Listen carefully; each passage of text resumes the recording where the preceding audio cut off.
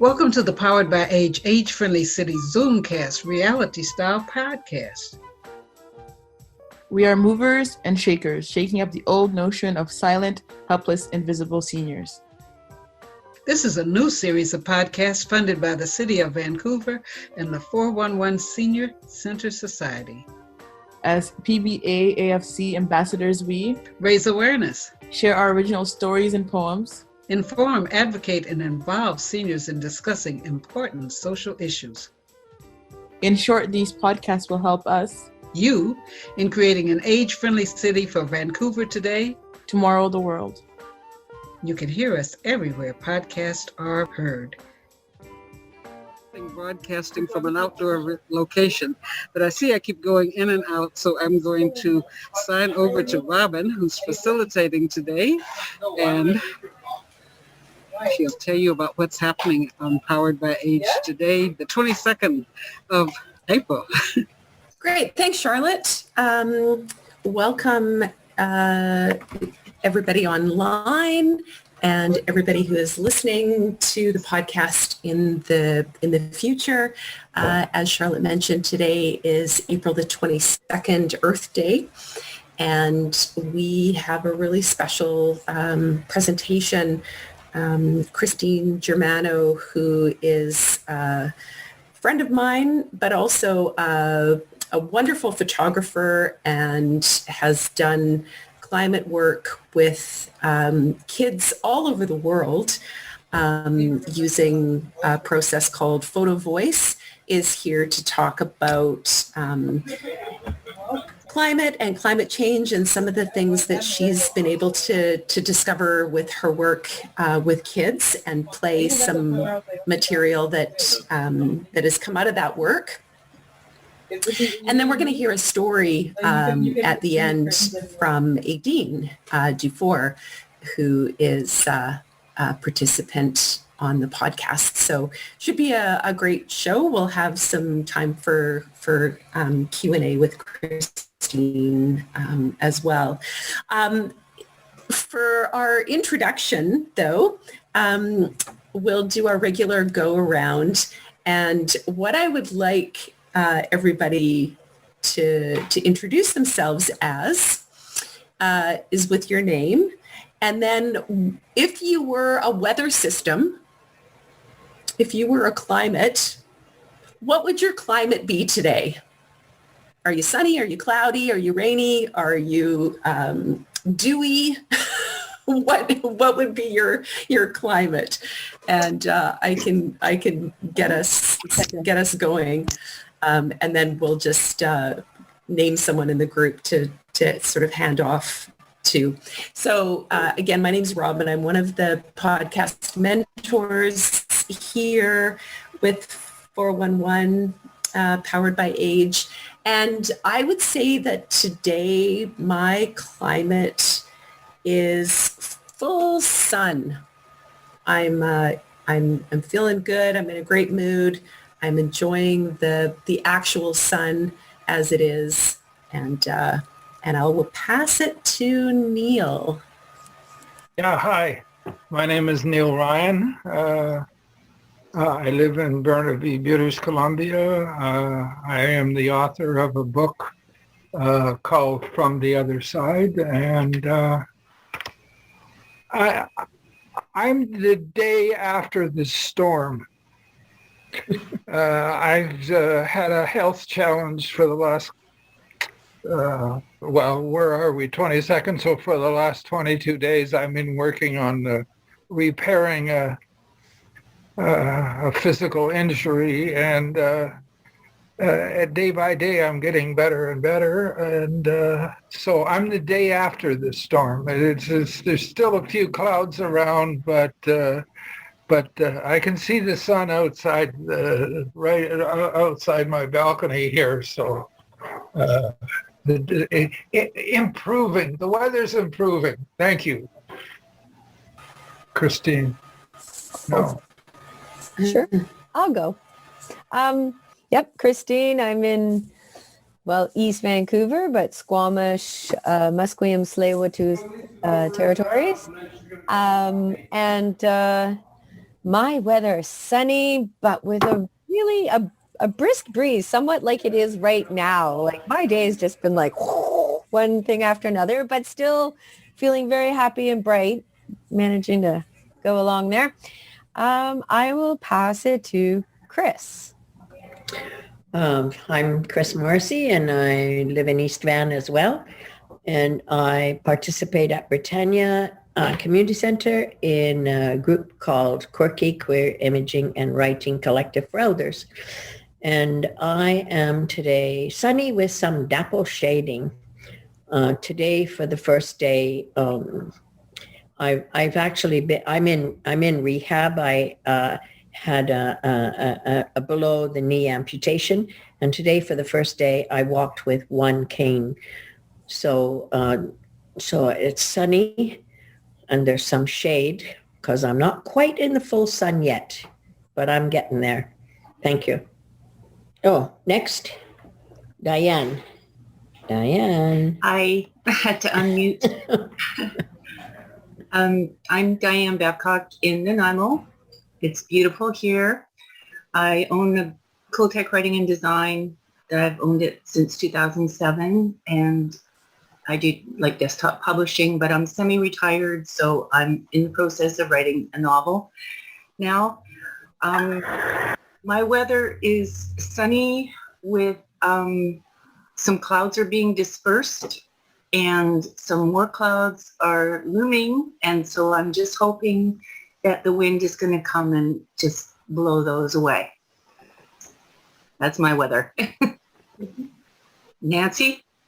I'm Nancy Sinclair, and today is just beautiful, bright, sunny, not a cloud in the sky. Mountains are sparkling in the sunshine. Just beautiful, British Columbia, majestic as always.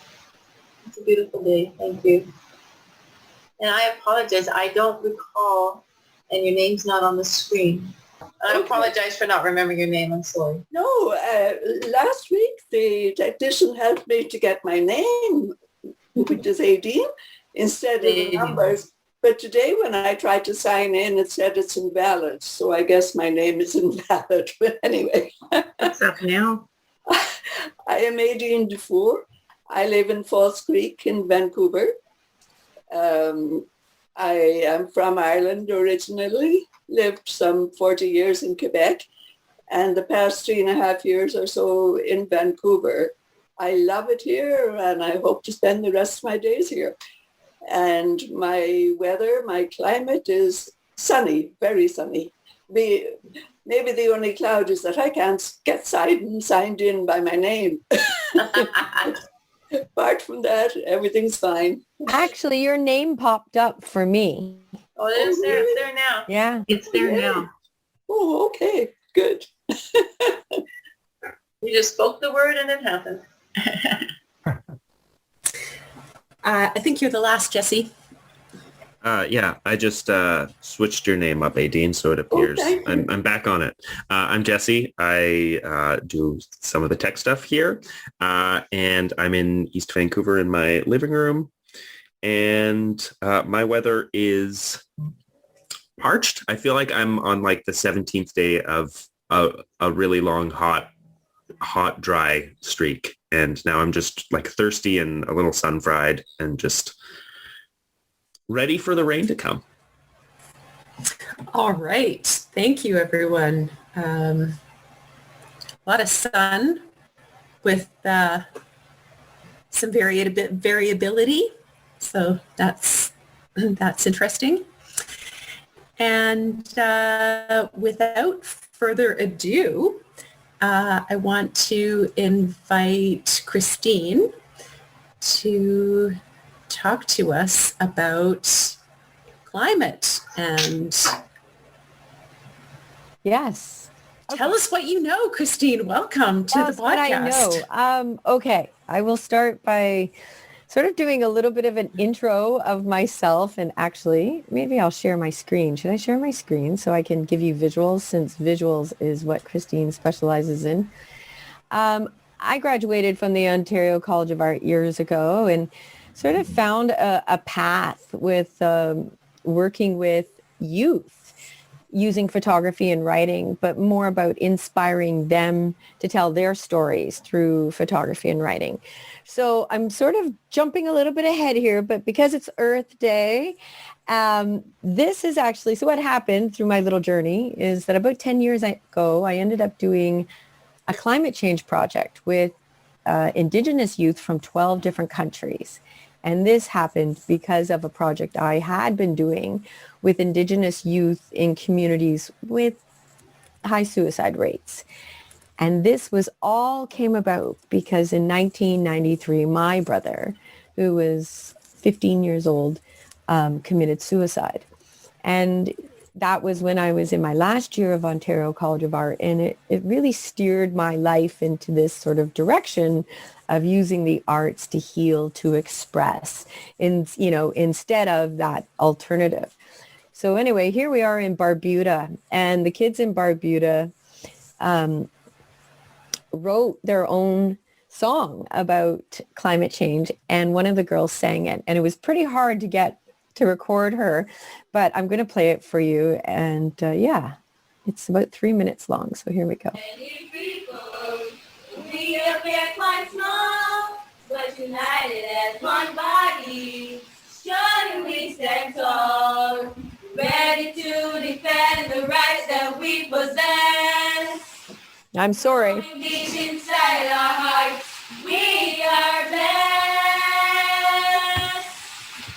We believe we must take a stand to stop the climate change from destroying our land. Now and forever, we promise to see our land stand above the sea. In the eyes of many people, we appear quite small, but the sea level is rising, the coral reefs are dying.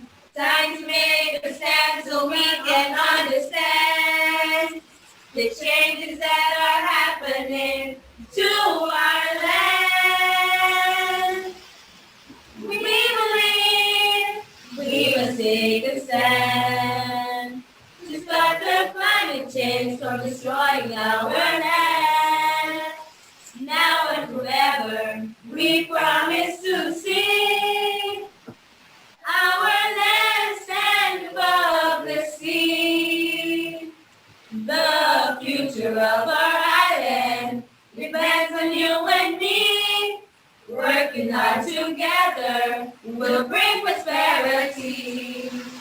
Educate the youth to teach them what is right, so that we can move on to higher heights. We believe we must take a stand to stop the climate change from destroying our land. Now and forever, we promise to see our land stand above the sea. Our land stand above the sea. Our land stand above the sea. Love keeps lifting me higher. Can you believe? Love keeps lifting me higher. Can you believe? Love keeps lifting me higher. Can you believe? Love keeps lifting me higher. Can you believe? Wow. It brings me to tears, actually, because I haven't listened to it or watched this. And I really wanted to show you, this one has too many photographs in such a short period of time. But it actually shows you, these are all of the kids' photographs, may I add. These are not my photographs. I am teaching them to take awesome photographs. They use my professional gear. And so this was something that they just put together, and that was Barbuda. Now, of course, what happened, I believe, in 2016 or 2018, a huge cyclone hit Barbuda, and it's a tiny little island right beside yes, Barbuda was basically flattened by that cyclone, and everyone was relocated to Antigua. And still now they're not back. They were basically completely displaced. And a lot of people don't know that. There was 1,500 people that lived there, but nobody's living there right now. Not really. They're just starting to rebuild. But it takes them years to build all of that back up. So actually, these guys lost their fight, and they have been displaced because of climate change. So I actually was going to. I have my so I founded the Constant Arts Society in 2003, and I started working with First Nations youth. And of course, kids that live, in their community, playing around, their parents, they've got all the firsthand, knowledge. They know what's going on, or they know who to contact. And this work had been exhibited in Ottawa. And, this is just the way life is. Somebody walked by to get a cup of coffee from one government building to another, and they passed by this my kids project called Through Our Eyes. And this person ran upstairs to Canada Council for the Arts and said, who did it? And she said, it's kids' work, it's kids' writing. And he wanted to meet me, and it turned out he really wanted to do a climate change project. And so, sort of naturally, I always did these kind of arts for social change projects. But this is how I met Robin. Is through SFU Arts for Social Change master's degree. But so when I go to these communities, the kids lead, where we're going to take the pictures. Sometimes we just go on photo walks, but, we get these really intimate perspectives of what is happening in these communities and how does it affect them. So this is the Marshall Islands. And they'll just fill barrels with cement that's actually made usually out of salt water. So it doesn't really solidify. It just doesn't last as long. They last about 10 years and then they disappear. So you can see how much erosion the Marshall Islands is going through. And then this is a community I worked with in Greenland. And I guess I like showing this picture because some of the kids are also really young, but also English is a second language. So often the way they best speak is through their photography. So the project took place in all of these locations. So it had small islands, developing states, and the Arctic. And, what I found out through this journey was that they actually have all the same issues: erosion, flooding, their food supply is being affected. When things melt in the north, obviously the sea levels rise around the equator and are for vulnerable places like the small islands or places like Fiji, or in particular atolls like Tuvalu, Kiribati, and the Marshall Islands, which is basically like it's actually an ancient volcano in the ocean. So people are living on the lip of this volcano, and that's what they call an atoll. And those places are about 4 to 5 meters above sea levels. But this story is of a graveyard in Fiji that at low tide is here, and at high tide, you can just see just the tops of some of the tombstones. So this man has been living in his house there since he was a child, and he's watched the water, just come closer and closer and closer. But what I wanted to do also, there were poems that I wanted to read, right? Because we're supposed to be doing poetry. So I'll go through some of the stories. This is about, herding reindeer with the Sami in Norway. And so what happens is there's not enough snow basically to herd them properly. And they literally have to use helicopters. And so this is one of the kids' stories.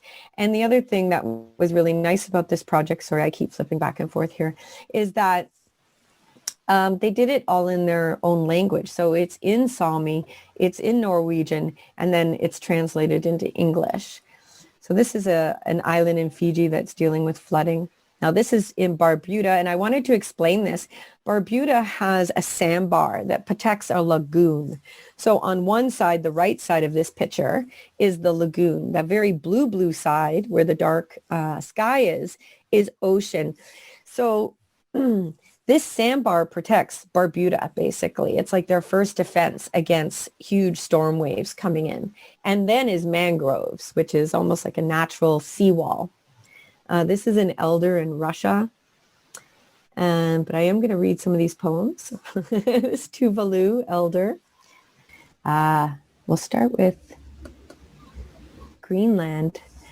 And one of the kids wrote this beautiful little poem called Maybe. So that's Greenlandic, and it's just Greenland's inland, ice is melting. Maybe Greenland is going to be like a green land. Maybe there will be strange animals and new vegetables. Maybe the life of Greenlanders will change in the future. Maybe the fish will disappear and new fish will come instead. Maybe Greenlanders cannot fish anymore. They have to look for new jobs. Maybe there will be no ice. And then the kids put, pictures together to sort of represent their story. These banners were 2 meters by 1 meter and were shown at the climate change talks and museums and galleries. And so the kids wrote all kinds of stories about climate change, but I wanted to particularly just pull out the ones that were more of a poetic sort of sense to it. This is in Norway, and it's if the poles melt, if global warming makes the poles melt, which causes the sea level to increase, 25 centimeter, no problem at all. We are used to high tides. 50 centimeter, no big problem. We manage that. Well, maybe some of the roads will be flooded by high tide. 100 centimeter, a problem. Some of the roads by the sea may be washed away, but of course we can make the roads a little higher up. The fishing boats in the harbor will not be safe for waves from the sea. That's not good. 150 centimeter. That's beginning to be a bigger problem. For sure, some of the roads will be gone and some of the fields by the sea will be flooded. The sheep and the reindeers cannot eat there because the salt from seawater will destroy the grass. 200 centimeters. Not easy at all. Some of the houses by the sea will have seawater in their cellars by high tide. People cannot use houses. The wells belonging to the houses will be flooded with salt water and cannot be used for drinking water or used as drinking water. 300 centimeters. Very, very big problem. For sure, our museum in Varangerbolt, I know I said that wrong, cannot be used. There will be seawater high up on the walls, and a lot of private houses will have to be evacuated. Many of the roads will be flooded, and it will not be possible to drive to our neighboring cities. The only way to drive is in the country. Our harbor will be totally destroyed. What will the fishermen do? And then finally, 400 centimeter. Well, of course, an even bigger problem. Our water supply will be destroyed by seawater, and we will have to get drinking water from the smaller rivers up in the mountain. The plumbing will be flooded, cannot use toilets, cannot use washing machines, dishwashers, machines. It will all be so strange. So many things will happen. I really don't know what we will do. And Christy, can I just jump in? I'm curious about the age of the kid who wrote that one, for instance, because it seemed like such an adult voice, like so much awareness about what the economy of their community was all about and the levels of destruction that climate change was going to cause. Well, this is another interesting aspect of this project, was from going to community, and sometimes I mostly worked with high school students, but occasionally did work with 7 and 8s and even 5, 6. And from what I recall, these guys were 6, 7, 8s. But this was the strongest stories I think I received out of the whole project. It was Norway. These kids were expected to write either in Norwegian or Sami first, then translate to the other, and then translate English. They handed it all in typed with their names at the top as if it was like our master's degree. I got these papers and I was like, most kids I get like it just, written on a piece of paper, and I sit down and help them type it out or whatever, depending. In some places, they might not even have a computer. In Greenland, a school I worked at had like 2 computers, and the kids never are on a computer. So it was just way faster for Christine to type it out, or we might be there all day. But in other places like Norway, or where so actually this is part of the methodology when I work with groups like this, and often in the North, English is definitely a second language. The same in Pengner Tong Nunavut, English is a second language. And so I always ask them to write in their more familiar language. But, as soon as I pull out the photo equipment and I get the first story in my hand and I'm like, okay, you're done. We're going to go out and do your photo shoot.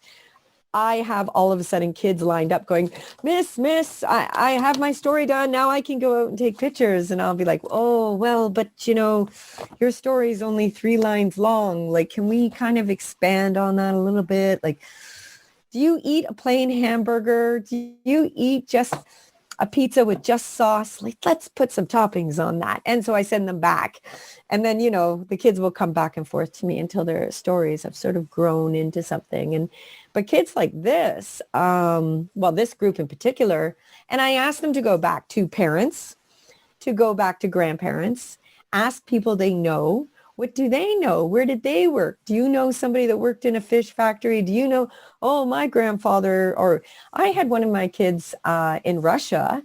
The mother was a veterinarian for reindeers, in particular reindeer herding, like out there. So she would go out with the reindeers, herders, out in northern Russia. Like, that's really roughing it. And it's tough. And she would be out there for weeks, just going over the reindeers to make sure there wasn't any, big infestations or sicknesses and etc., keeping track. So that child had this vein of knowledge that, I would never have been able to get my hands on. That was incredible. And she was so excited that her son was writing a project about her and her work. So you can just imagine how much she wanted to share. And, it's like cookies and tea, and we're at her place and he's taking pictures. So, it's quite, it works out really well. And you can look at this also from a perspective of, like I look at it from an arts-based research perspective as well. But I've been wanting to do that with this one group, but I haven't done it yet. So this was in Pengner Tong Nunavut. But in particular, I like this little story here. Now, I wouldn't say it's as much what do you call it? It's not really a poem, but what I like about it is how much kids writing can tell you so much about what's going on. So it's called Hunting. These days, it is harder to go hunting because of climate change. Men cannot go hunting for their family. We need our country food to survive. We can't just live on store-bought food. Elders need country food to be healthy and to live longer. We need our elders to give us knowledge. Men need a purpose in life. Some men love to hunt. It is like a need to feed their children Inuit food. Without hunting, men don't feel needed as much. I've seen it happen. We also need to have sealskin kamiks for men, women, and children. What will we do without hunting? So when I can just put that out there, but when she wrote that story, I knew immediately what she was writing about, and I don't think she was basically writing about like the emotional, the mental wellness that is like behind the scenes. If you can't hunt, you can't feed your family. there's a rise in suicide, there's a rise in depression, there's a rise in alcoholism, and all these things domino effect off of climate change. And these are like the invisible sicknesses of climate change that we don't see. And so that story has always struck me, so closely, because she said things without, really having to say anything. Now, how am I doing on my timing? Not bad. Okay. This is from Fiji. Now, this is a really interesting story. We took the kids, and these are high school students. And so I gave a talk about climate change and showed the kids, other projects. And we took them to the University of the South Pacific. There was a climate change, symposium. And this professor got up and explained how God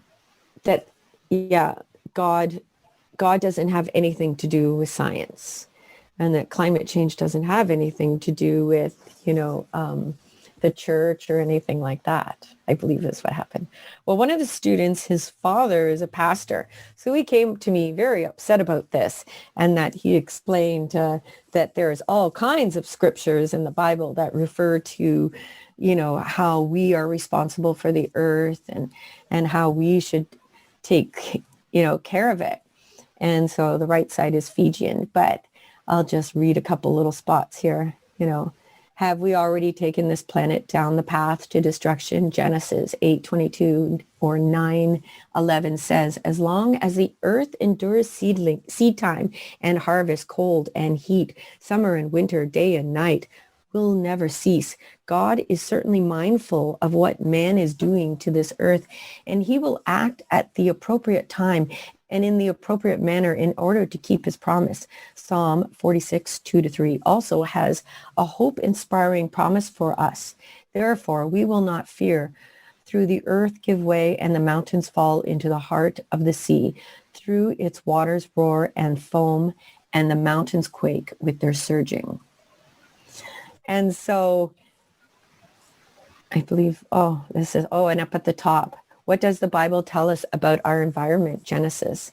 Be fruitful and multiply and fill the earth and subdue it and have dominion over the fish of the sea and over the birds of the heavens and over every living thing that moves on earth. We have certainly been given the charge of taking domain of our environment. We are free to do with it as we please, but with the task of possessing our environment also comes a responsibility. Galatians states that a man reaps what he sows. If we are going to abuse the world around us, then we will suffer the consequences of our greedy acts. So he took the pictures too, actually.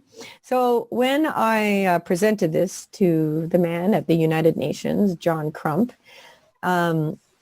he said, Christine, I don't know if we can show this banner at the climate change talks because, it's about religion.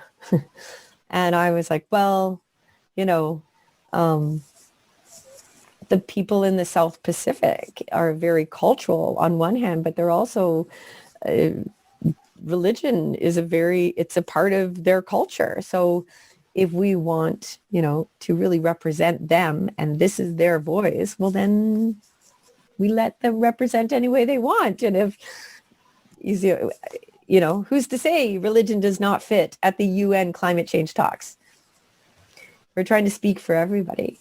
So now, I think I'll close with the Fiji slideshow there. Where is it? Oh, yes, here it is. Now this one, this school, the principal was absolutely amazing. And for her, they had a sound studio situation. She had the kids did the music. They wrote the music. And this is all their photography. So yes, I really hope you will enjoy it.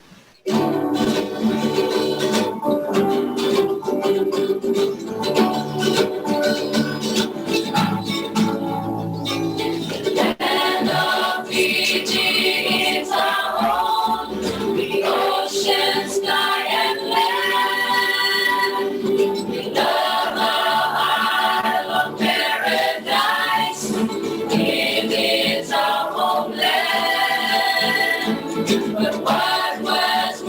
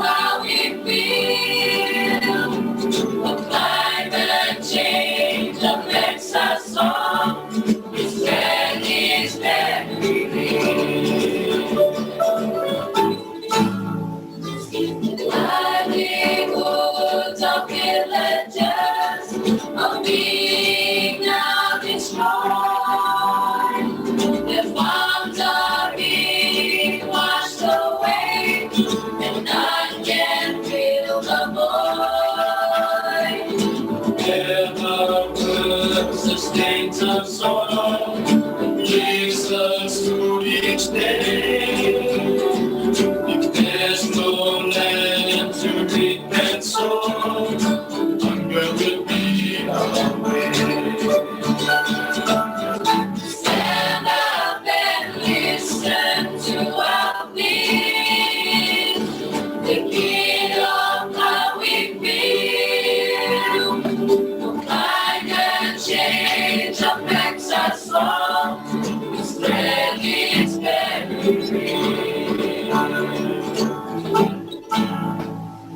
The sea is rising very fast. It's taking back Fiji, and we might sing forevermore beneath the deep blue sea. So what's to blame for all of this? And who will hear our cries? A land of freedom, faith, and peace will soon say its goodbye. Stand up and listen to our plea. Take heed of how we feel. Fight and change affects us all. Its threat is very real. Stand up and listen to our pleas. Take heed of how we feel. For climate change affects us all. This threat is very real.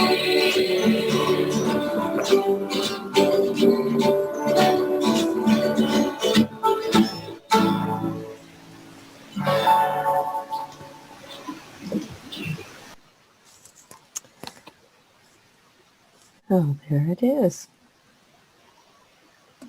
All right. So that's my presentation.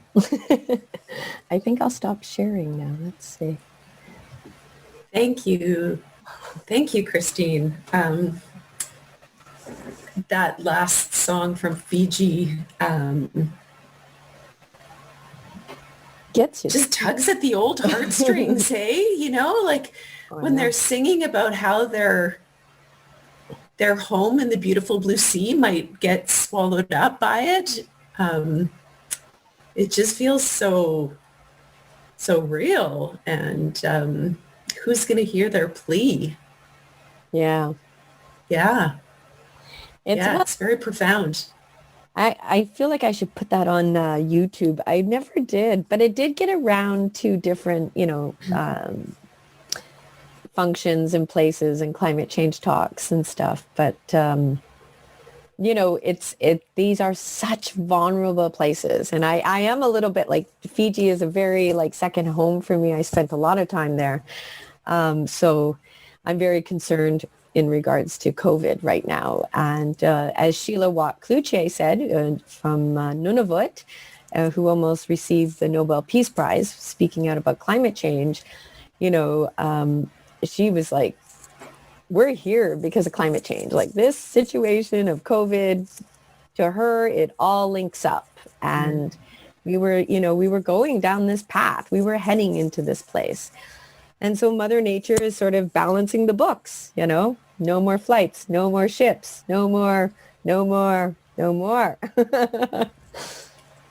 Well, yeah, we just got a rebate check from ICBC because COVID has forced people to drive less. And so there's been more accidents on the road.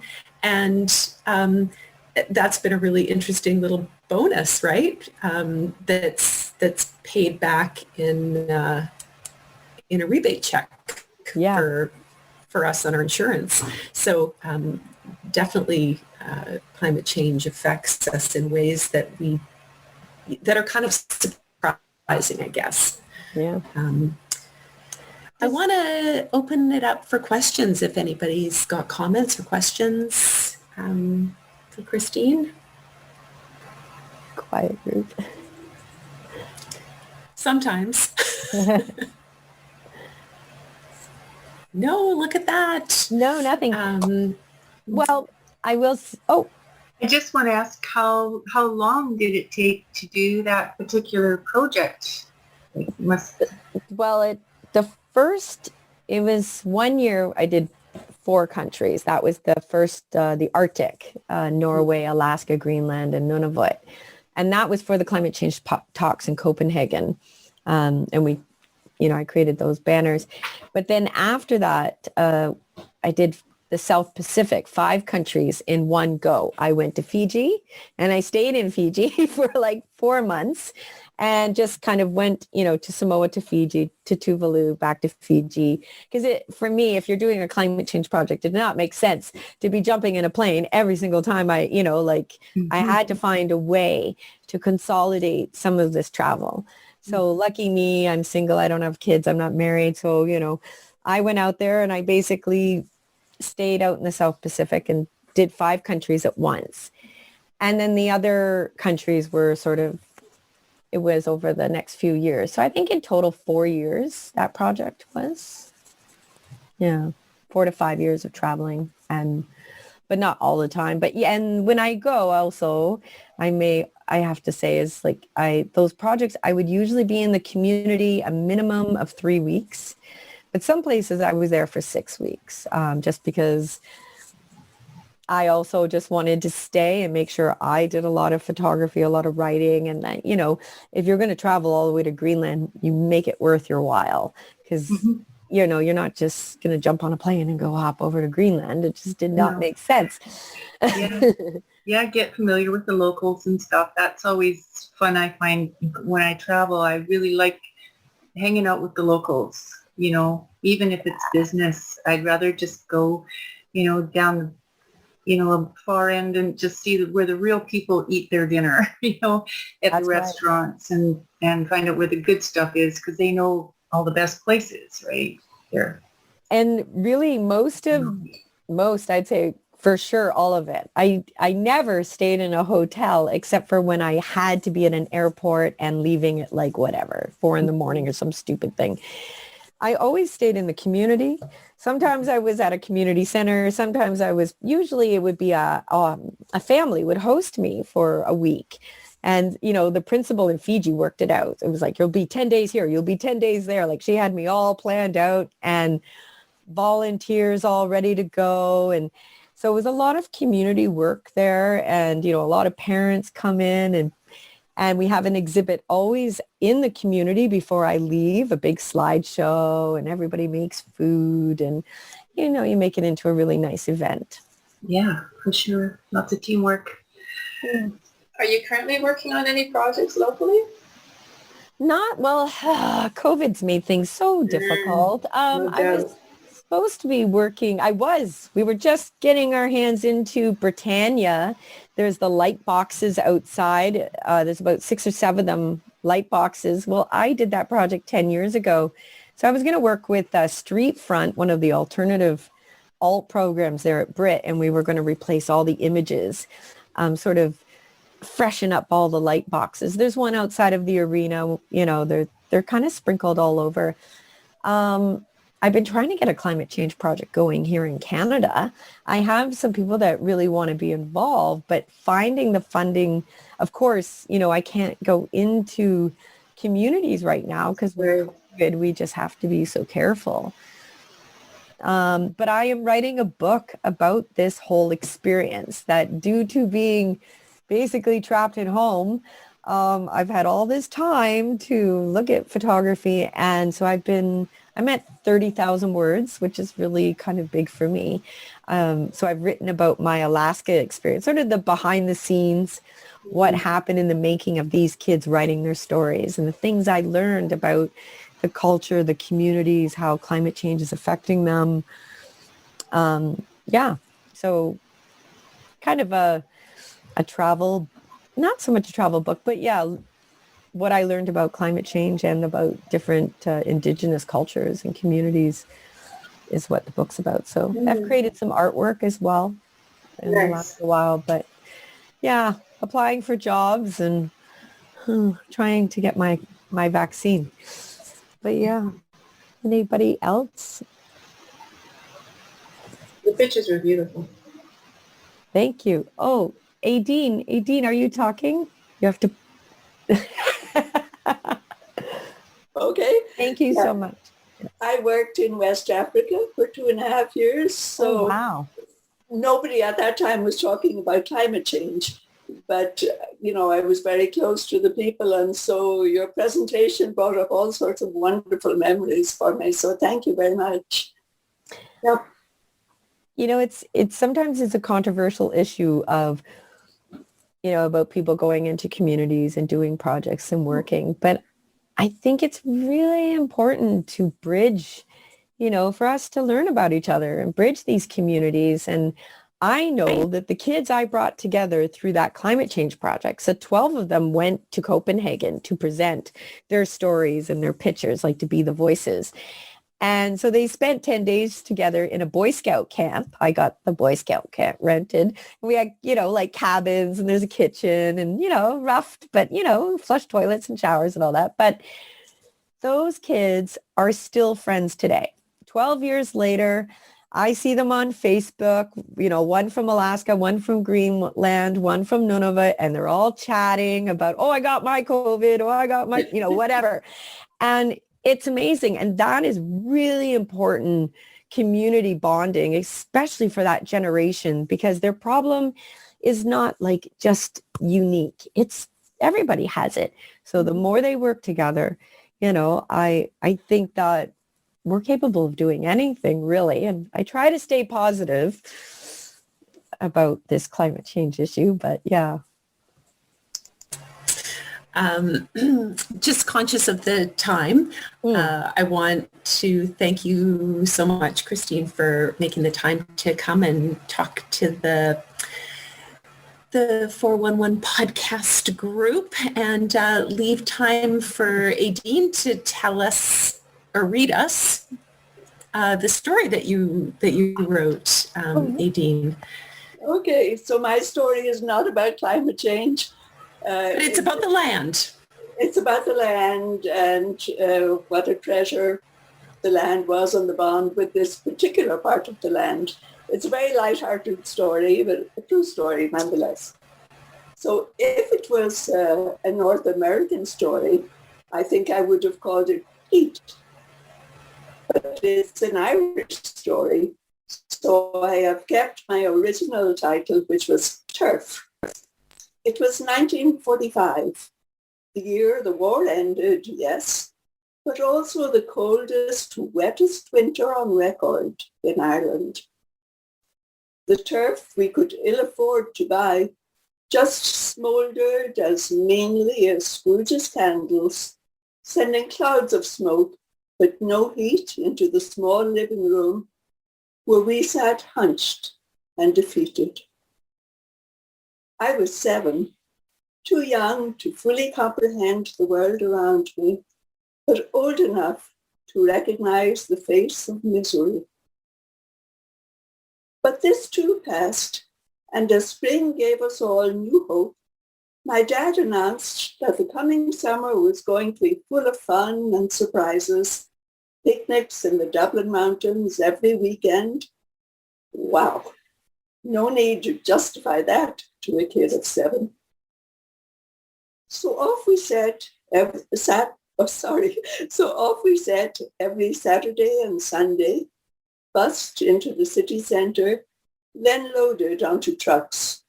We called them lorries, with as many other families as could be squeezed in, and then off to the bogs in the mountains. It was a wonderland.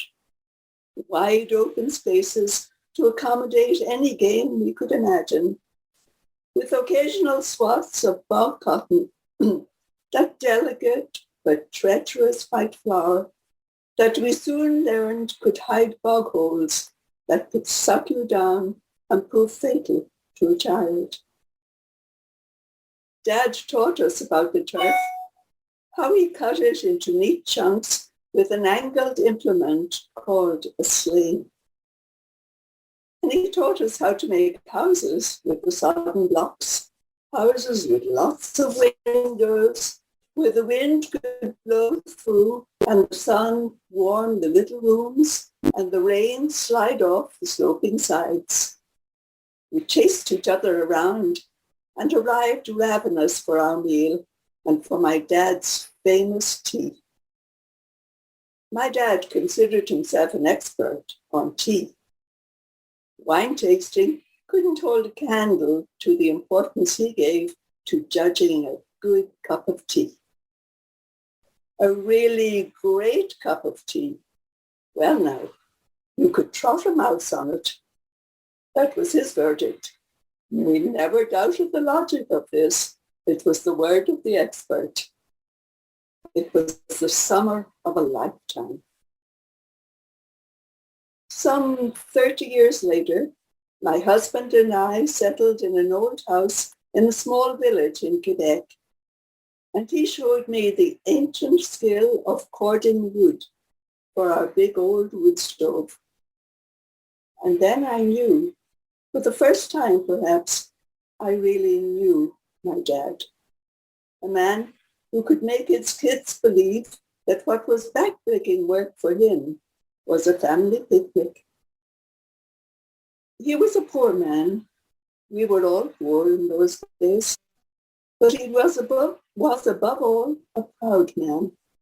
And I think that after that winter of 45, he vowed that whatever befell his family, we would never again spend a cold, wet winter without a glorious, cheerful fire roaring in the hearth, filling the house with heat and with the wonderful, distinctive, unforgettable smell of brightly burning turf.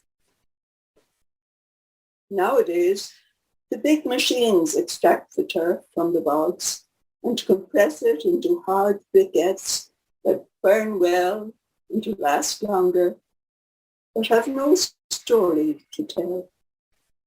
It is efficient, it reflects modern Ireland, and it is, of course, progress.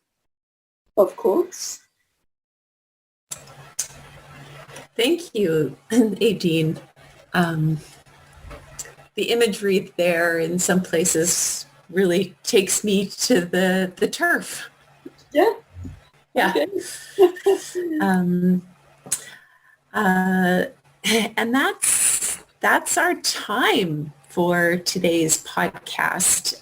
Again, I want to thank Aideen Dufour for reading her story, and for Christine Germano for the presentation on arts research and climate change with kids. The Powered by Age podcast is sponsored by the Government of Canada New Horizons for Seniors program, as well as the 411 Seniors Centre Society.